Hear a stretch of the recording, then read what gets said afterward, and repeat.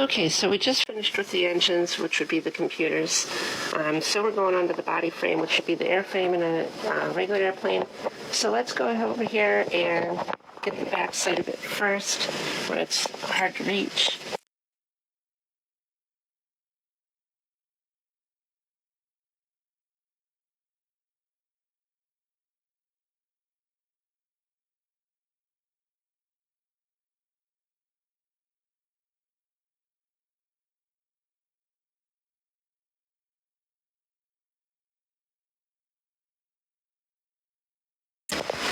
It looks like it's a little bit bent. I'll probably have to do a measurement there, but that does look kind of like it's going that way on me. This is just cardboard, so it doesn't surprise me. I'm going to have to upgrade that in the future here. Look down in here. You'll see that the counterbend, it's not too bad, because this is going to want to sag because it's cardboard, so that's what these are for, to help it from sagging. But if these start moving inwards, then this will go ahead and sag anyway, so these have to remain upright. So I'm going to have to do something about that in the future. But right now it just doesn't affect it too much. It'll be all right.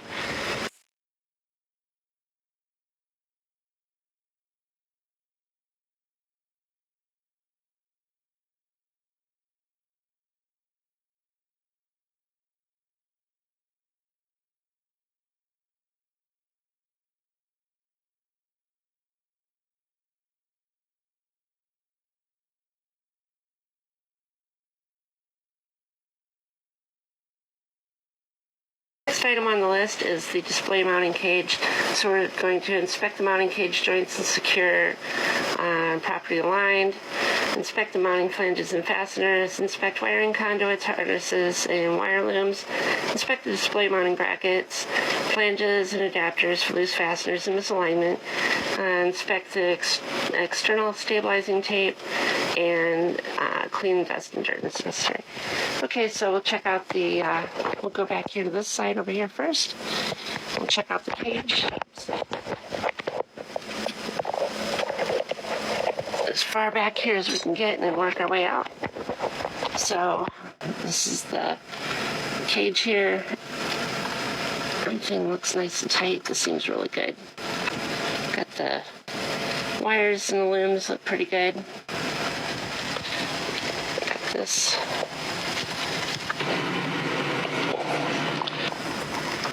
No loose connections there. Looks pretty good. You see a little bit of play there when I move it. I can actually move it with my fingers. So it's going to have to be tightened up.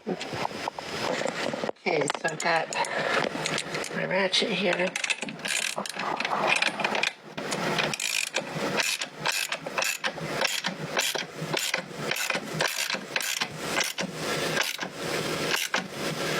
Alright, so the head's kind of turning on the back there. Oh, there we go. Hey, look at that. It tightened right up. Hey, look at that. Nice and tight. Let me check these other ones over here. I really didn't expect things to be this loose already. It's only been 100 hours here. There we go.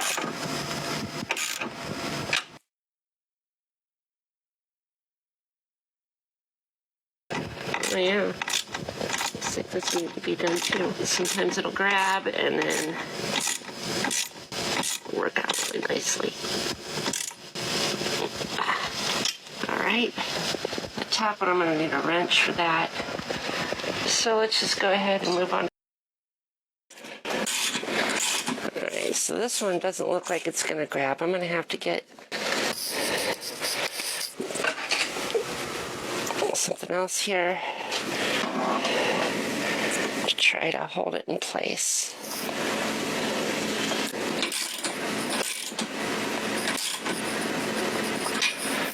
Alright.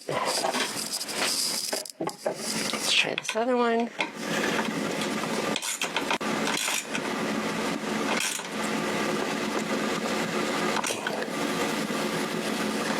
Alright, that's nice and tight now.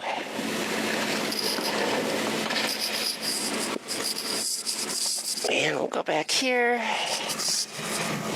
check these out. It's crazy how much these actually backed out just from the vibration.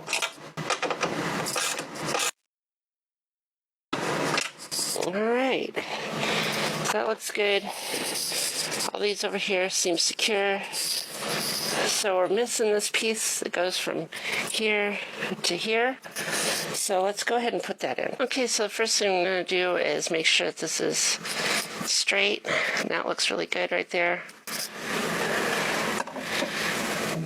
This one, not so much. So it could be moved until it's straight there. Okay, so that's going to have to go in quite a bit. I'm looking down here at where the monitors meet. Can you see that? So these lines right here, between here and here, need to be parallel. So I know the monitors will be straight with each other. So regardless of how this is oriented, these monitors have to be straight. Otherwise, the views aren't going to line up. So what I'm going to do is measure it from here to here, and it looks like 25 inches. Okay, so we're going to have to fabricate a piece to put in there. And I actually happen to have a piece that was meant for that. It's right here. This is the SteelTek structural steel tubing. It's actually cheaper than thick wall EMT and much stronger. So it's got a nickel-plated finish on it. And I use this to mark where it's at, and I can make my cuts.